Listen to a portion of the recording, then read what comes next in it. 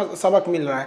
देखिए, भारतीय प्रधानमंत्री नरेंद्र मोदी ने भूटान से वादा किया कि भूटान के बने हुए सैटेलाइट को इसरो क्या करेगी, अंतरिक्ष में लॉन्च करेगी, क्योंकि इसरो के पास दुनिया के सबसे सस्ते और विश्वसनीय रॉकेट है जिससे वो सैटेलाइट को लॉन्च कर सकती है। बहुत से देश सैटेलाइट बना लेते हैं, सैटेलाइट बनाना बड़ी बात नहीं होती है, लेकिन उसे लॉन्च करने के लिए रॉकेट जरूरी होता है। हमारा भी आर्यभट्ट सैटेलाइट बन गया था, बट हमने उसे रूस से लॉन्च करवाया था। उसी तरह हम भूटान का रॉकेट लॉन्च कर रहे हैं, तो भूटान के रॉकेट को इसरो लॉन्च कर देगा। इससे फायदा क्या होगा कि ये रॉकेट को डायरेक्टली फोकस किया जाएगा भूटान के पास में।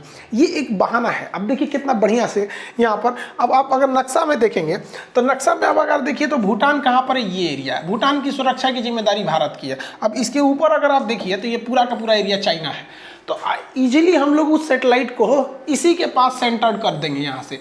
तो इस हिसाब से भूटान को रेडी रखना, तो भूटान के सैटेलाइट भी वहाँ पे आराम से नज़र रख सकते हैं, जिससे कि वहाँ पर कोई भी चाइना जैसे गलवान में कुछ कर दिया तो एक भूटान को भी हमेशा खबर रहेगा, क्योंकि भूटान के एक जो उसका नेशनल पार्क है उसको चाइना ने कह दिया था कि मेरा है, तो कब किसका करेगा तो ये पता ही नहीं चल पाता। इसलिए हम लोगों ने भूटान को भी आत्मनिर्भर कर दिया, लो भैया तुम भी सैटेलाइट बना के रखना और तुम क्या क्या निगरानी करते हो हम भी अच्छे से देख लेंगे। लो, तो भूटान भी आगे की ओर बढ़ रहा है। हालांकि हम आपको पढ़ाएं, भूटान में काला पर्वत है, यहाँ पे ताला परियोजना है। बहुत से लड़के एग्जाम में गलत कर देते हैं, ताला परियोजना मार देते हैं अलीगढ़। वहाँ अलीगढ़ में ताला उद्योग है, यहाँ ताला परियोजना है, वो बिजली घर का नाम है, भारत ने उसे बनाया है। भूटान को क्या कहा जाता है, लैंड ऑफ थंडरबोल्ट। अब आगे देखते हैं मेन कहानी, पाकिस्तान के बारे में समझते हैं।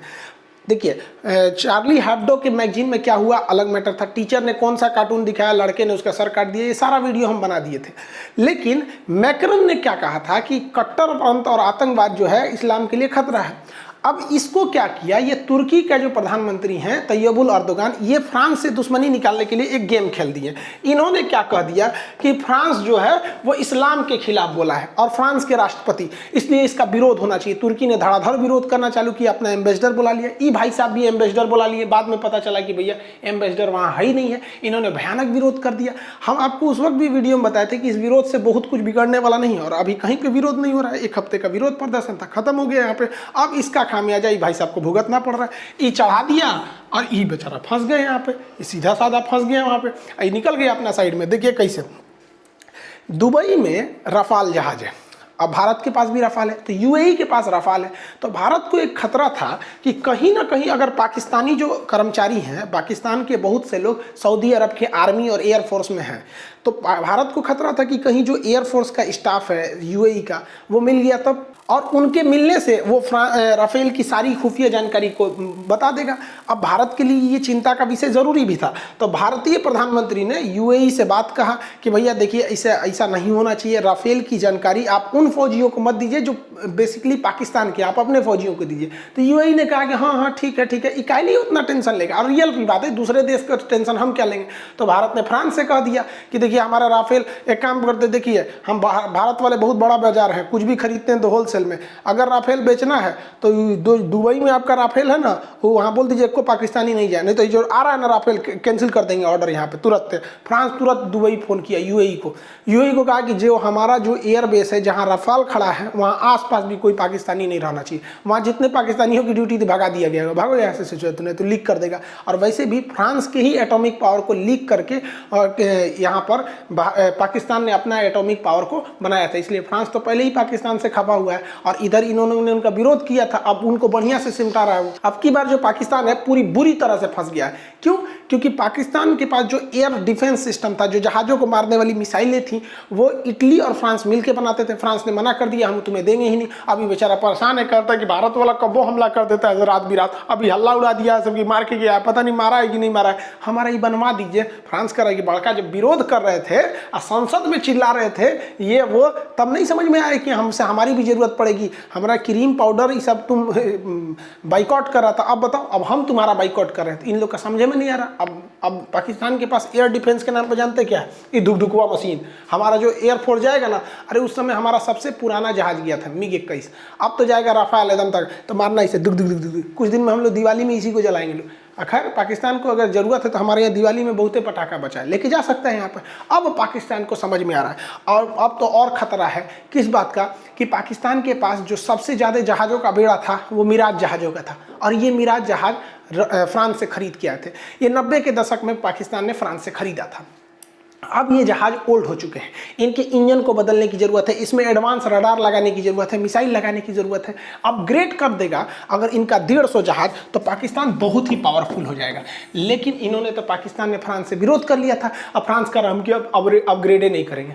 अगर अपग्रेड फ्रांस ने नहीं किया तो ये किसी काम के नहीं बचेंगे जहाज, क्योंकि भारत ने अपना मिराज जहाज फ्रांस से अपग्रेड कराया और इतना बेहतरीन हो गया कि वो हाईवे पे उतर गया, यमुना एक्सप्रेसवे और ग्रीनफील्ड एक्सप्रेसवे उत्तर प्रदेश में। और इन लोग का अगर अपग्रेड नहीं हुआ ना, तो ये यार, ये उतरने तो छोड़िए ना, ये उड़ने के काबिल में नहीं रहेगा। उतरने की तो बात छोड़िए, अब पाकिस्तान परेशान है कि ले से चुराई हवा में उलट जाएगा। और किसी देश के एयरफोर्स में से 150 जहाजों का कम हो जाना बहुत बड़ा है। हमारे पास रफाल आके ठो रहा है, 36 ठो आ रहा है यहाँ पे, 36 गो रफाल आके समीकरण बिगाड़ देंगे सब। एयरफोर्स युद्ध का टर्मिनेशन का पॉइंट करती है, तुरंत रुख को इधर से उधर घुमा देती है सब एयरफोर्स यहाँ पे। अब पाकिस्तान परेशान है यहाँ पे। पाकिस्तान के पास पनडुब्बियां भी थी ना, तो वो भी फ्रांस के बनी थी, और ये वर्ल्ड फ्रांस एवं बारी बाइकआउट कर दिया। यहाँ पर इन पनडुब्बियों में सबसे बड़ी समस्या क्या होती है, जो फ्रांस ने पाकिस्तान के लिए तो बढ़िया से बजा दिया इस बार। पनडुब्बियों की एक समस्या क्या होती है, पनडुब्बी पानी के अंदर चलती है, और पानी के अंदर चलने के लिए इनको साइलेंटली चलना पड़ता है, ये पानी के अंदर चली जाती है सर। अब इनके जो पीछे प्रोपेलर होता है ना, ये पंखी, इसको नचाना रहता है तभी तो चलेगी ये प्रोपेलर। तो इस प्रोपेलर को नचाने के लिए इसके अंदर बैटरी लगी होती है, और यही चलती है तो पनडुब्बी आराम से चलती है यहाँ पर, और अंदर से बैटरी से चार्ज होती है। अब आपको लगता होगा कि इतना बैटरी कितना बड़ा होगा, तो आप अपने घरे द्वार का बैटरी देखे होंगे, खूब से खूब इन्वर्टर देखे होंगे, लेकिन पनडुब्बी की जो बैटरी होता है ससुरा, बैटरी रूम होता है। देखिए ये पूरा कमरा होता है बैटरी बराबर, या इससे वहाँ पे, मतलब समझ जाइए ना कि आपके 3-4 गो पटीदार लोग का जितना घर होता है ना, उतना उसमें बैटरी लगी होती है। बाकायदा बैटरी रूम होता है, ये एरिया पूरा बैटरी का, ये एरिया पूरा बैटरी का। और इस बैटरी को चार्ज कर दिया जाता है ना, तो पनडुब्बी चलती रहती है पानी के नीचे, और 3 दिन तक चल सकती हैं। इस बैटरी की क्षमता इतनी होती है कि एक अच्छे खासे सिटी, शहर को चला सकते हैं। सोचिए अगर पूरे शहर को चलाना है तो कितनी बैटरी की जरूरत पड़ी, उतना इनके पास क्षमता होती है, इतनी बड़ी बैटरी होती है। लेकिन ये कोई भी बैटरी ज़्यादा दिन चार्ज नहीं होती है, ये भी एकदम हाई क्वालिटी की होती है, लेकिन 3 दिन ही चार्ज हो सकती है। 3रे दिन के बाद इसे चार्ज करना पड़ता है। अब चार्ज करने के लिए हमको जनरेटर चलाना पड़ता है। जनरेटर की सबसे बड़ी खराबी क्या होती है कि जनरेटर धुआं छोड़ता है। तो चलिए पानी के अंदर है, इसका धुआं छोड़ देंगे तो बुलबुला बन के निकल जाएगा, लेकिन जनरेटर को चलने के लिए एयर चाहिए। आप देखते हो जनरेटर कभी कभी ज़्यादा एयर ले लेगा या फंस जाएगा तो चलेगा ही नहीं, तो एयर कैसे आएगा। तो जनरेटर जो होता है पनडुब्बियों के अंदर का जनरेटर, वो डीजल से चलता है। आपके यहाँ सबका जनरेटर डीजल से चलता होगा, डीजल इंजन से जनरेटर चलता है। इसलिए जितनी पनडुब्बियाँ हैं उन्हें कहा जाता है डीजल इलेक्ट्रॉनिक, क्योंकि डीजल से वो जनरेटर चलाता है। डीजल इंजन चलाएगा, इससे क्या चलाएगा, जनरेटर। अब बैटरी चार्ज कर देगा तो इलेक्ट्रिक हो जाएगी, तो डीजल इलेक्ट्रिक पनडुब्बी कहते हैं। तो इस जनरेटरवा को चालू करने के लिए, इसे बाहर से हवा लेने के लिए या फिर अपना धुआं छोड़ने के लिए ऊपर आना पड़ता है, और ऊपर आके जनरेटरवा चालू करते हैं। चालू करे धक धक धक, 2 घंटा 3 घंटा जनरेटरवा चालू हो जाता है ना, तो बैटरियाँ फिर चार्ज हो जाती है। लगभग 5-6 घंटे लगते हैं बाहर आके चार्ज करने के लिए। चार्ज हो जाता है यहाँ पर। देखिए ऑक्सीजन वगैरह ये अलग से अपने से ले लेता है, इसके लिए अलग वीडियो बनाएंगे कि ऑक्सीजन अलग से ले लेता है, CO2 ले लेता है, पानी उनी छान के ले लेता है, खाना ये अपने में 90 दिन का भर लेता है। वो पनडुब्बी के बारे में आप कहेंगे तो एक अलग से वीडियो बना देंगे क्या होता है। लेकिन इसकी मजबूरी है कि अपना जनरेटर चालू करने के लिए और बैटरी चार्ज करने के लिए इसे 5 से 6 घंटे ऊपर आने पड़ेंगे, और अगर नहीं आता है तो स्नॉट निकाल के इसको चार्ज करना पड़ेगा। अब क्या होता है कि इसरो के सैटेलाइट इतने ज़्यादा हैं आसमान में, तुरंत पकड़ लेंगे कि सोचो का यहाँ पनडुब्बी है, मार दो यहाँ पर। अब दिक्कत ये है कि इनको बाहर आना ही पड़ेगा, नहीं आएंगे तो चार्ज नहीं हो सकता है। 3 दिन के बाद ससुरा डूबले रह जाओ, अंदर ही डूबले रह जाओगे। अब इसके लिए एक नई टेक्नोलॉजी आती है जो बिना बाहर निकले बैटरी को चार्ज कर सकती है। उसे कहते हैं air independence propulsion system, AIP system कहते हैं। ये AIP सिस्टम होता है, ये डीजल के अंदर ही, पनडुब्बी के अंदर एक सेक्शन होता है, उसको फिट कर दिया जाता है। पनडुब्बी में लगभग 100 कर्मचारी के आसपास रहते हैं लोग। ये लोग जब टॉयलेट जाते हैं तो इनके टॉयलेट बाथरूम जो बायो प्रोजेक्ट रहता है ख़राब हो जाता है, तो उससे हम लोग एक बायो टॉयलेट बनाते हैं जिससे बिजली बनती है। तो अभी तक जो टेक्नोलॉजी है ट्रेनों वगैरह में लगाया जाता है बायो टॉयलेट, उसमें क्या है कि वहाँ टॉयलेट भी लोग ज़्यादा जाते हैं और बिजली भी कम बनता है, 2-3 गो तो बत्तियाँ जलता है। का बायो टॉयलेट से ट्रेनवा चला देंगे, नहीं ना, ट्रेन से ज़्यादा हैवी इंजन होता है पनडुब्बी का। सोचिए बायो टॉयलेट से पूरा ट्रेन चला देना। तो इसमें एक विशेष प्रकार का सेल्फ फ्यूल का प्रयोग किया जाता है, जो इतनी क्षमता का बायो टॉयलेट होता है ना कि आपके एक सिटी, एक शहर को बिजली दे सकता है, और ट्रेन से हैवी इंजन जैसे पनडुब्बियों को चला सकता है, इतना हैवी होता है। इसे डीआरडीओ ने बना लिया है और डीआरडीओ इसे फिट करने जा रही है। अब बढ़ रही बात पाकिस्तान की, तो पाकिस्तान फ्रांस से कह रहा है कि हमरो पनडुब्बियों को लगाना है। क्यों लगाना है? क्योंकि भारत वाला बहुत खचरा है। खचरा है कि उस ससुरा क्या किया है, रात में घुस के सर्जिकल स्ट्राइक कर दिया। हमारे फौजी भाई लोग, आतंकवादी भाई लोग, सोया था लोग, बिहाने उठल था और गोली मार के चल गया सब। भारत वाला बहुत खचरा है सभी सब। अब ये जो है सब ना जमीन पे मार दिया है सब, उसके बाद भी भारत वाला आके रात में घुस के बालाकोट में जहाज से मार दिया सब, हमला कर दिया सब।